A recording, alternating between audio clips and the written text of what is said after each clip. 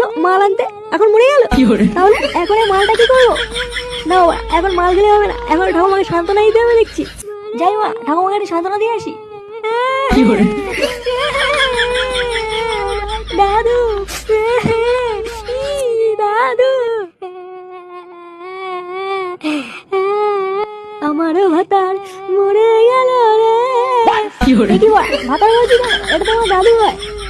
মাল না খেয়ে নেশা হয়ে গেছে দেখছি। আমার দাদু মরে গেল রে।